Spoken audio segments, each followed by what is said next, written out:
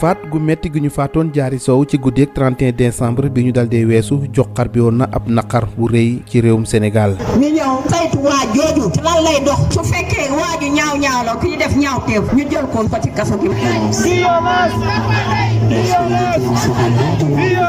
benn weer gannaaw mbir mi nag xel yi di wéy di gën a tooy.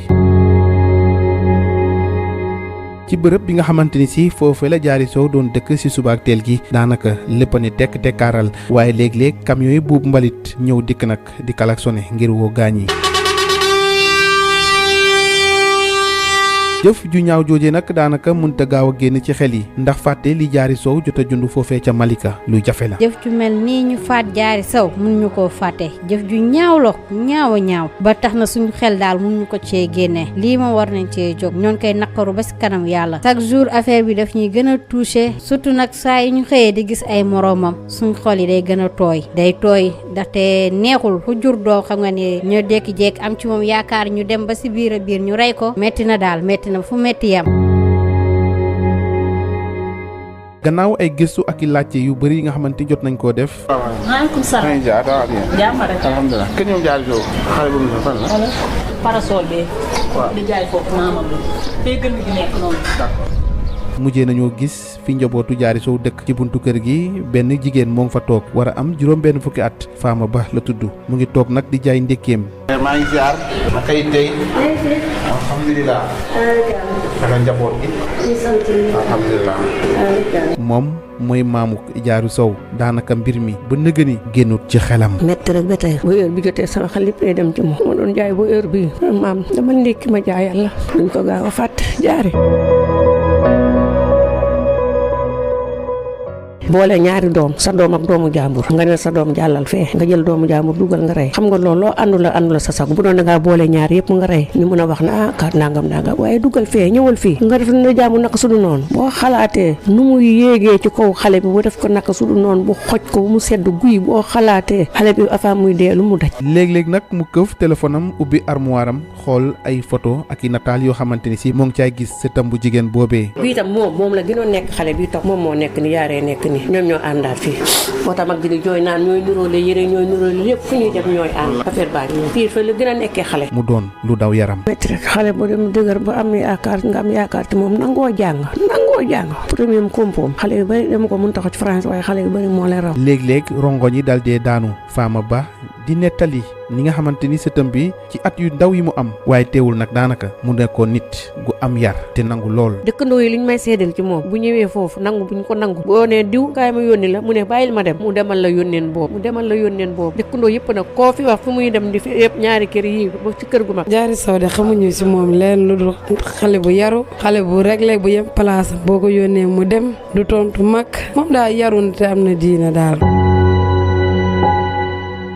ci guddeeg fanweeri fan ak benn ci weeru décembre Diary Sow demoon naka ci benn kër ko xaritam ngir amalee fa feet boobee foofee nag la ko defkatu ñaawteef bi téye agressé ko laataa nag muy leb ay fanam ci anam yu metti te xale boobee amoon fukki at ak ñaar képp tey jii njobootu Diary Sow di wéy di dund naqar ak tiis goo xamante ni si métti na lool tax bu ñu dëkkee mettitlu jëf ju ñaaw jilee.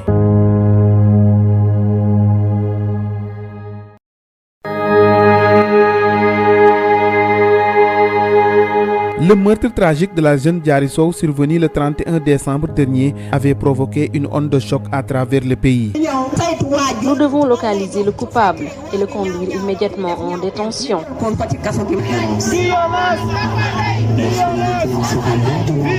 Un mois après, les souvenirs demeurent toujours tristes et vifs. Dans le quartier où vivait Diary Sow, l'atmosphère matinale est paisible. Soudain, les camions de ramassage des ordures se mettent à klaxonner, rappelant la routine quotidienne. L'horreur de cet acte criminel reste gravée dans les esprits et il est impossible d'oublier ce qu'a subi Diary Sow.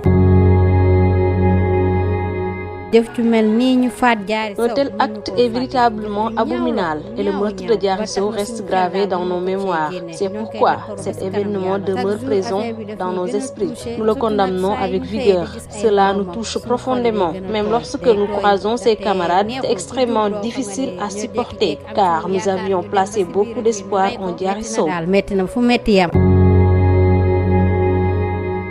Après de longues recherches, maaleykum salaam. jàmm rek. alhamdulilah kër ñoom jaari soow xale bu mu fan la. wala parasol bee.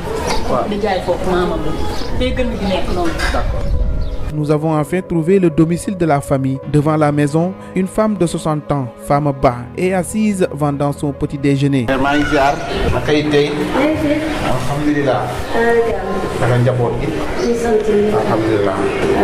Elle est la grand-mère de Diary Sow et le souvenir du drame est toujours vif dans son esprit.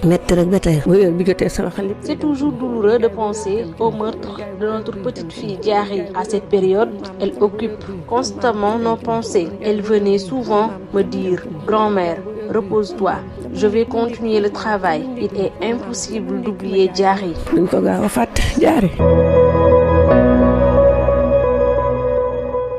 Ce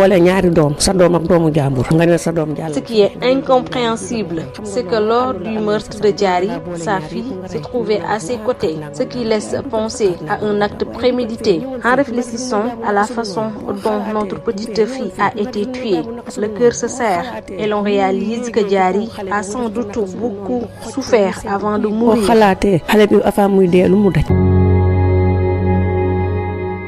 Parfois, elle se perd dans des souvenirs de sa petite fille, feuilletant des images du passé.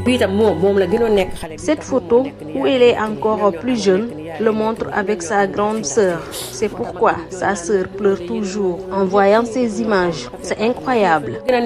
Les larmes aux yeux.